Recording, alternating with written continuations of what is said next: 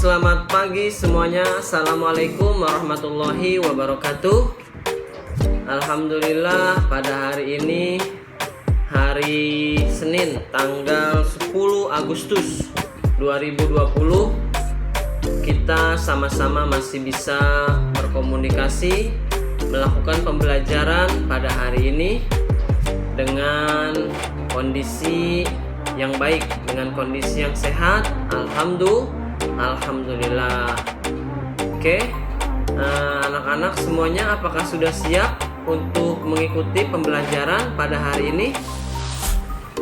Oke, jika sudah siap, mari kita berdoa. Berdoa seperti biasa dipimpin oleh ketua kelas. Silahkan ketua kelas memimpin doa pada hari ini. Baik.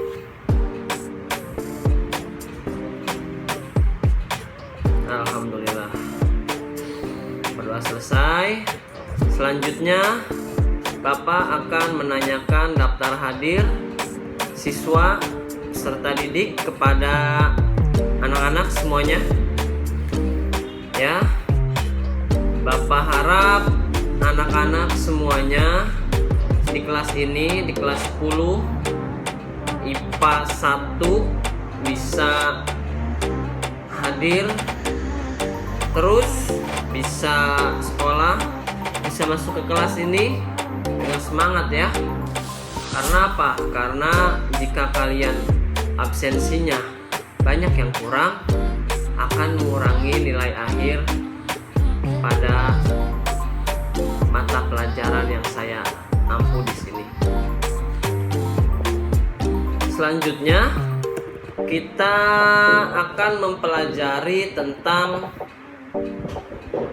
menyampaikan pendapat atau opini menggunakan teknik menyampaikan simpulan dari pendapat, simpulan ataupun pendapat yang akurat secara edukatif dan induktif. Nah, itu yang akan kita pelajari pada hari ini. Mungkin sebelumnya kalian pernah mempelajari tentang cara membaca cepat, bagaimana cara membaca cepat. Nah, sekarang kita akan menyampaikan, Bapak akan menyampaikan bagaimana sih caranya membuat simpulan. Misalkan kalian sudah membuat catatan atau misalkan kalian sudah membaca sebuah artikel atau misalkan cerita. Nah, biasanya Bapak Ibu guru kalian itu meminta simpulan atau pendapat dari kalian. Oke. Sekarang yang harus kalian pahami adalah, nah, Bapak menjelaskan, tolong kalian dengarkan ya. Tolong kalian dengarkan baik-baik karena mata pelajaran ini, salah satu materi ini akan masuk ke dalam ujian nantinya ya. Jadi tolong disimak baik-baik. Jika nanti kalian ada yang tidak jelas, silahkan bertanya. Oke?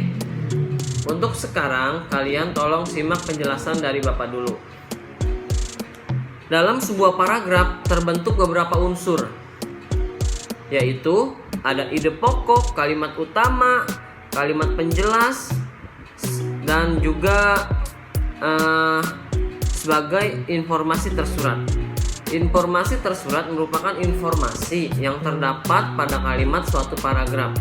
Selain itu, terdapat juga informasi tersirat, yaitu informasi yang tidak tertulis secara langsung pada paragraf.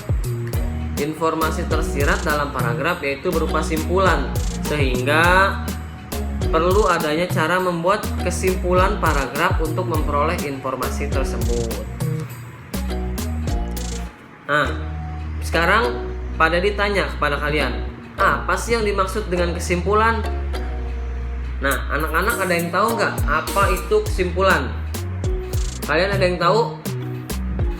Nah, kesimpulan adalah kalimat yang berisi pendapat akhir dari uraian yang disampaikan sebelumnya.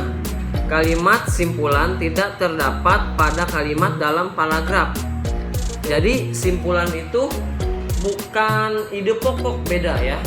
Jadi simpulan itu bahasa kalian yang dituangkan dalam sebuah tulisan dan kalian mengambilnya dari apa yang telah kalian baca dari uraian pembahasan tadi. Nah, di sini banyak ya cara menyampaikan kesimpulan, ada teknik-tekniknya juga. Nah, tapi yang Bapak akan pelajari di sini kepada kalian adalah penalaran deduktif dan induktif ya, penalaran deduktif dan induktif. Oke. Baik, sekarang kita masuk ke dalam teknik membuat simpulan dari yang lisan maupun tulisan dalam bahasa Indonesia yang baik dan benar. Termasuk di dalamnya bagaimana sih cara kita membuat kesimpulan dengan menggunakan bahasa yang baik. Oke. Anda harus mulai berpikir.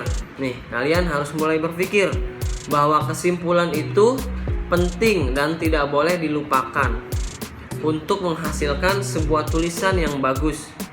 Beberapa poin akan digambarkan melalui kesimpulan yang sudah kalian buat.